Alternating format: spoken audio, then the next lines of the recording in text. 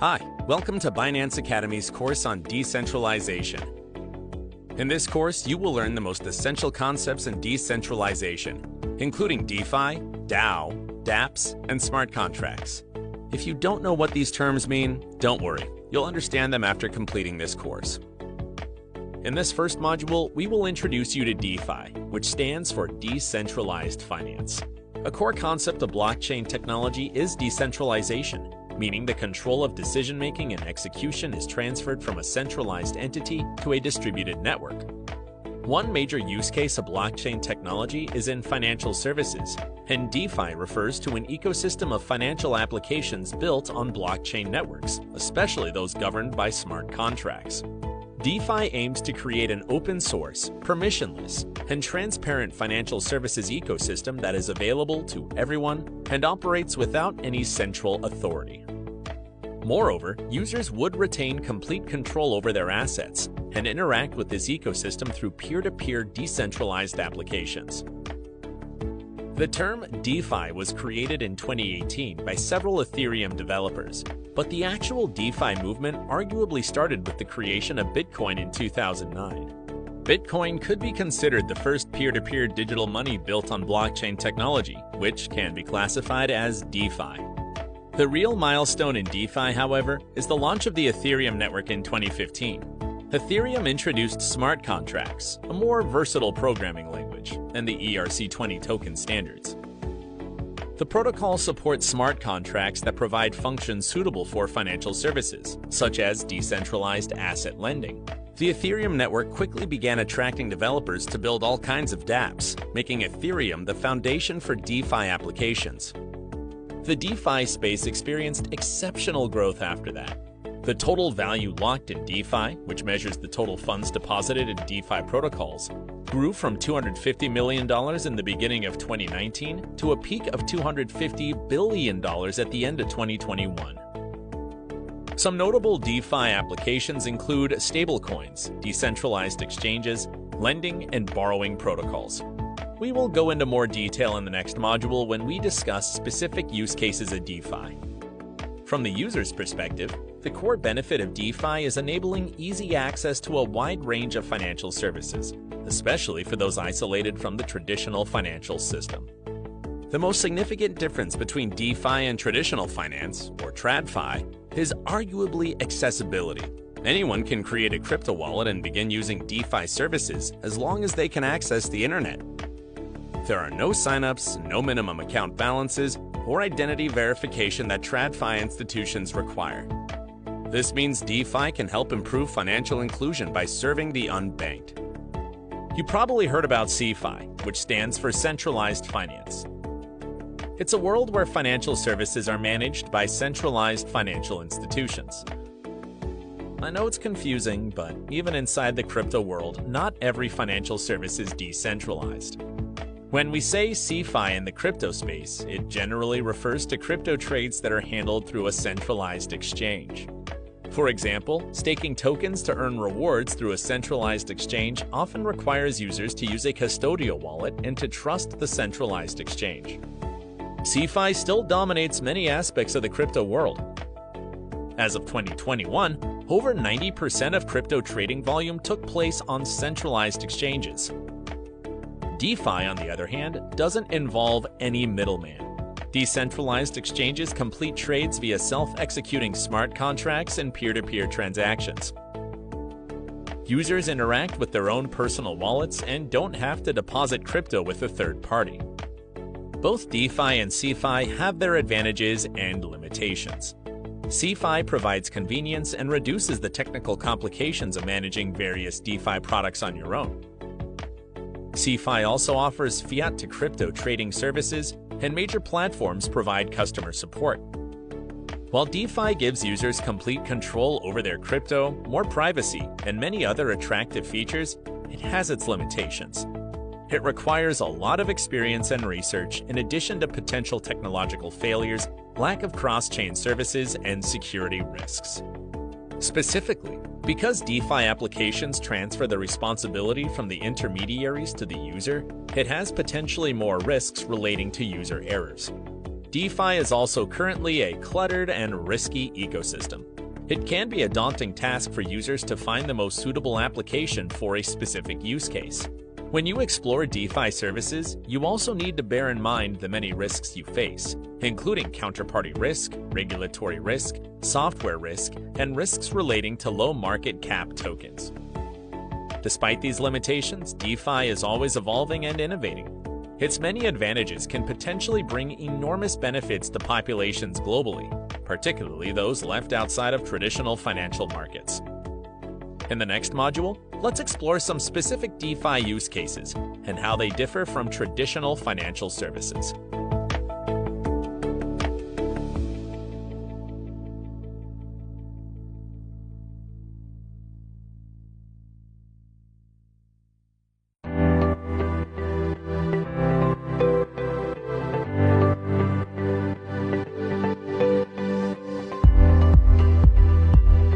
DeFi refers to an ecosystem of financial applications built on blockchain networks. You might think that sounds nice, but what can you really do with DeFi? Well, with a crypto wallet and some crypto, you can access a range of financial services, including borrowing, lending, payment, staking, and swaps, if you're in a country where such services are permitted. With a few clicks on a computer or smartphone, you can enjoy many financial services that usually would require a bank visit and many complicated procedures. This module will explain how some of the most popular DeFi products work and how you can use them. As of 2022, most DeFi services are for lending and borrowing, staking, and liquidity pools. Financial services such as mortgages and insurance are also natural use cases for DeFi, but we are still at a very early stage for these. Blockchain-based insurance, for example, is mostly confined to insurance for certain types of crypto deposits and investments. Before we get into these DeFi services, we must first explain the concept of a stablecoin. A stablecoin is a type of cryptocurrency whose price is typically pegged to other assets, like the US dollar or gold. The pegging mechanism is designed to achieve price stability of the stablecoin. You may ask, why do we need stablecoins? Well, you know that crypto prices are very volatile. Suppose you put up some Bitcoin as collateral to borrow $1,000. If Bitcoin price goes down a lot, your lender may become nervous and ask you to put up more Bitcoin as collateral, or sell your Bitcoin so that the lender can get the money back. If you can use cryptos with relatively stable prices as collateral, then this problem can be alleviated. The need for cryptos with price stability exists in most crypto transactions. That's why stablecoins are a vital component of the DeFi ecosystem. Now that we know what stablecoins are, let's go into crypto borrowing and lending, which is among the most popular applications in the DeFi space. Crypto lending works by taking crypto from one user and providing it to another with interest. In most cases, the loan taker must put up some collateral before borrowing any crypto. On the other side of the loan, you may have a smart contract that mints stablecoins to lend out, or a platform lending out funds from another user. The exact method of managing the process changes from platform to platform. You can find crypto lending services on centralized and decentralized platforms, but the core principles remain the same. Crypto borrowing and lending is usually done without credit checks, and loan transactions are settled instantly. These features could be a boon or a bane. You need to be careful with various risks that could lead to losses. Another popular DeFi application is decentralized exchanges, often called DEXs. These platforms allow users to trade or swap digital assets without a trusted intermediary. The trades are made directly between user wallets with the help of smart contracts. Some exchanges, known as automated market makers, use liquidity pools to facilitate trading without directly needing a counterparty to match your trade. You can think of them as a robot, always willing to quote you a price between two assets, essentially allowing anyone to become a market maker on an exchange and earn fees for providing liquidity. Another popular DeFi service is yield optimization, also known as yield farming. This refers to DeFi dApps that automate and optimize the yield gained from reward pools, staking, and other interest-bearing products. If these DeFi products sound attractive, you might wonder, where can I access DeFi products? Ethereum has long been the traditional home of DeFi. However, there are now many blockchains with healthy DeFi ecosystems. Almost any network with smart contract capabilities can host DeFi dApps. Finding credible DeFi protocols requires extensive research. Online forums, messengers, and websites can help you learn about new opportunities. However, you need to be extremely careful with any information you find. Always be cautious and double-check the safety of any DeFi products you read or hear about. In the first two modules, we have discussed smart contracts and dApps without explaining precisely what they are. We'll do that in the next module.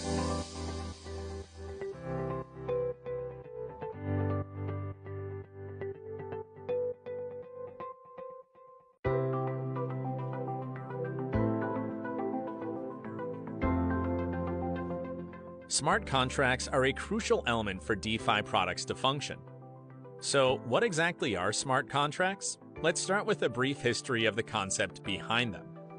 Lawyer and computer scientist Nick Szabo first described the idea of smart contracts in the 1990s. A smart contract is a tool that formalizes and secures computer networks by combining protocols with user interfaces. Potential uses were envisioned in fields involving contractual agreements, such as credit systems and content rights management. But it was only after the launch of the Ethereum network in 2015 that smart contracts gained wider adoption.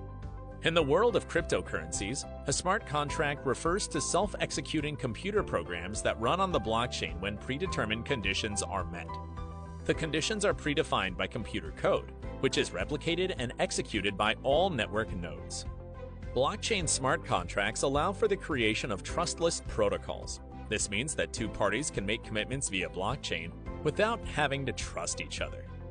They can be sure that the contract won't be executed if the conditions aren't fulfilled. Each blockchain may present a different method of implementing smart contracts. In this module, we will focus on the smart contracts that run on the Ethereum network. So, how does a smart contract work specifically?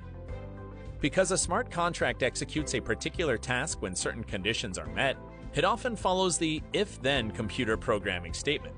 A smart contract contains lines of computer codes that say, if X condition is met, then Y will be executed. Please note that despite the terminology, smart contracts are not legal contracts. They're just a piece of computer code running on the blockchain. As a matter of fact, smart contracts exist so that legal contracts don't have to be made. There's no need to get a lawyer, a court, or a government to enforce contract law if everything that needs to happen in an agreement happens automatically when the predefined conditions are met. As the saying goes, in code we trust. Smart contracts have unique characteristics. Ethereum smart contracts often are distributed, meaning that smart contracts are replicated and distributed in all nodes of the Ethereum network. Ethereum smart contracts are also deterministic. They only perform the actions they were designed to when the requirements are met. The outcome will always be the same. Ethereum smart contracts are immutable, meaning the execution is automated, and the smart contracts can't be changed after deployment. They can only be deleted if a particular function was previously implemented. Smart contracts are also transparent, with their code visible for everyone to see. Smart contracts can be used for various use cases, including DeFi, voting systems, and games. As we explained in the previous modules, DeFi transactions are completed via smart contracts. Smart contracts can also be deployed with other blockchain solutions in the healthcare, supply chain, and governance sectors. Of course, smart contracts have their limitations. Because people write the computer code in smart contracts, they are subject to human errors. The immutability of smart contracts also makes fixing any mistakes very difficult. For example, millions of dollars worth of Ether was stolen when a decentralized autonomous organization called the DAO was hacked in 2016. The hackers took advantage of flaws in its smart contract code. Since the smart contract was immutable, it was challenging for developers to fix the code, and it was impossible to reverse the fraudulent transaction on the blockchain. This eventually led to a hard fork, giving birth to two separate Ethereum chains. Let's move on to dApps. As you probably guessed by now, dApps are applications that run on blockchain networks. dApps can perform functions that are similar to applications on your phone or computer, but the back-end system is different. dApps rely on smart contracts on a distributed network to function, unlike standard mobile apps that rely on centralized systems. Similar to smart contracts, dApps are open source, meaning anyone can verify, use, copy, and modify the source code. All information of dApps is cryptographically secured and stored on a public, decentralized blockchain, maintained by a network of nodes. Another characteristic of dApps is that they can be accessed with a cryptographic token. Today, dApps generally refer to all applications with smart contract functionalities running on blockchain networks. You can think of smart contracts as a core component of dApps, while dApps are the product that provide a complete application experience to users. There is a great variety of dApps with different use cases, such as gaming, social media, entertainment, and of course, DeFi. As of mid-2022, most dApps exist on the Ethereum network, but developers are building dApps on many other blockchains. As of mid-2022, there are a large number of dApps, and the sector is still in the early stages of development. Despite dApps facing scalability and code modification difficulties, particularly on the Ethereum network, the industry is expected to grow in applications and active uses as decentralization becomes widely adopted. In the next and last module, we will learn what a decentralized autonomous organization is.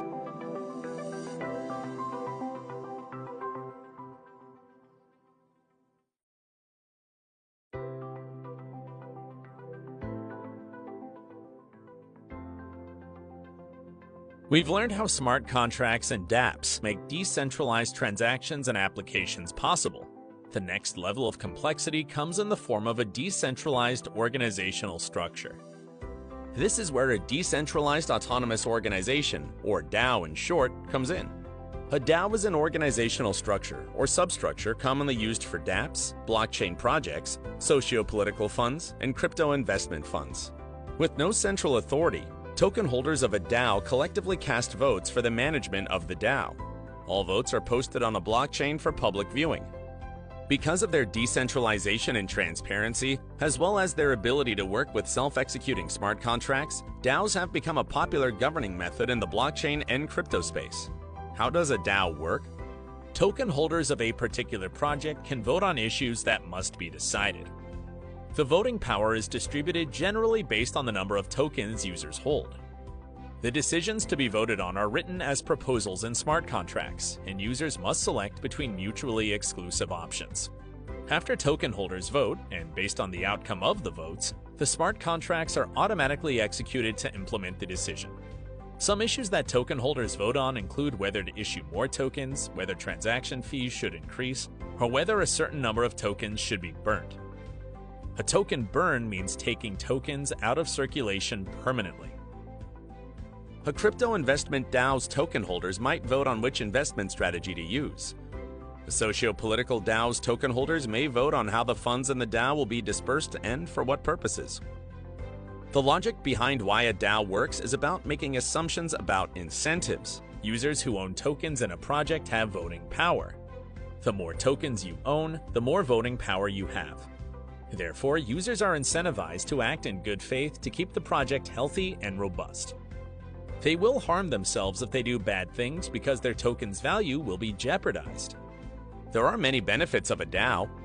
Without a central authority, a DAO distributes the decision-making power to a group of mostly anonymous users who have skin in the game. It makes the decision-making process aligned, as the decision-makers are the ones who will be impacted directly by their decisions. Token holders also feel a sense of ownership and empowerment when they have a direct say in decision-making. Because DAOs rely on smart contracts, the voting process is less at risk of human input errors. A proposal posts the results on-chain, which automatically triggers the proposed change based on voting results. It also means new proposals can't be censored, and votes can't be technically rigged. But the development of DAOs has faced challenges. One of the earliest well-known DAOs was an investor-directed venture fund built on the Ethereum blockchain in 2016 called the DAO. 3 weeks into its token sale, however, the DAO suffered an attack due to a bug in the code, and millions of dollars worth of crypto was stolen from the DAO. The funds were later restored, but it highlights the risks of DAOs. When you only need to trust the code can become your greatest risk. The regulatory environment surrounding DAOs is also uncertain. How different jurisdictions will create the regulatory framework around these new types of organizations remains to be seen. The desirable properties of DAOs, such as decentralization and immutability, also carry performance and security drawbacks. It's not complicated to create a DAO. Still, if you ever consider doing so, you should remember that a DAO needs a purpose, a voting mechanism, a governance token, and a healthy community to succeed. Well, we've covered DeFi, smart contracts, dApps, and DAOs in this decentralization course. In the broadest definition, decentralization refers to dispersing functions and power away from a central authority to a distributed network. This enables different parties to work together without having to trust each other. Blockchain technology is the critical technology enabling such decentralization across numerous fields. DeFi, smart contracts, dApps, and DAOs are the use cases and tools that propel the evolution toward decentralization. Of course, decentralization won't be a cure-all solution. No single technology can ever be. But adoption of decentralization can serve to counter some of the weaknesses of the traditional paradigm of hierarchy and central authorities. Congratulations on completing this course on decentralization. Remember to check out Binance Academy's website and follow us on YouTube, Facebook, and Twitter to stay tuned for future courses. See you in Binance Academy's next course.